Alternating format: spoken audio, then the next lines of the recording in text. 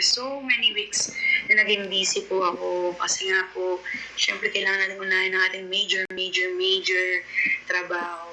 So, ito na nga po, another video tutorial na naman po ang ating gagawin ngayon. So, punta lamang po tayo sa insert. Ito po, ang text box. Tandaan niyo po sa PowerPoint presentation po tayo gumagawa. So, ang inuna ko po ay insert. Punta naman po sa text box. Then, maggawa lang po kayo ng box dyan. Lalagyan nyo lang po ng number 1. At i-highlight nyo po ang number 1. Ang gamitin po natin font style is Century Gothic. Then, iset lamang po natin yung font size as 560. Yan. So, medyo i-adjust po natin siya mga ka-issues.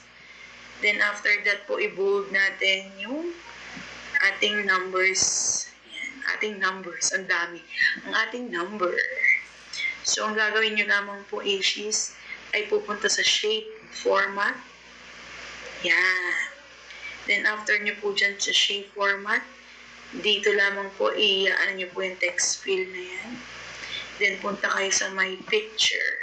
Since downloaded na po ang aking gustong style or theme, yan, punta lamang po tayo sa ating download.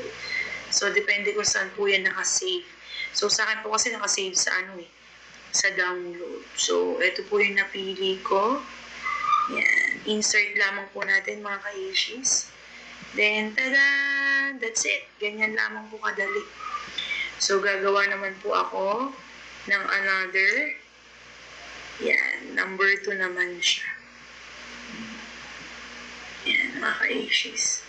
Kung gusto nyo mag-number 3, pwede rin naman. Yan. So, medyo i-move lang natin siya.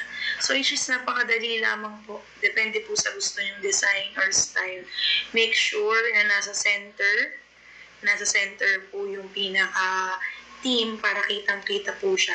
At para maging maayos po, yung ating mga numbers, mabigyan din ng justice ang kanilang mga kulay at para ma-emboost din po ang kanilang mga kulay is, lagyan po natin sila ng outline or text outline. So, ang gagamitin ko po is black. Ayan, mga ka-issues. So, ganyan lamang po kadali. Napakadali lamang po ng paggawa ng flower theme numbers. So, pwede yan mga ka-issues kung kayo ay mag-pre-print sa inyong presentation, kung may mga birthday sa inyo, depende po. Pwede rin naman yung mga animated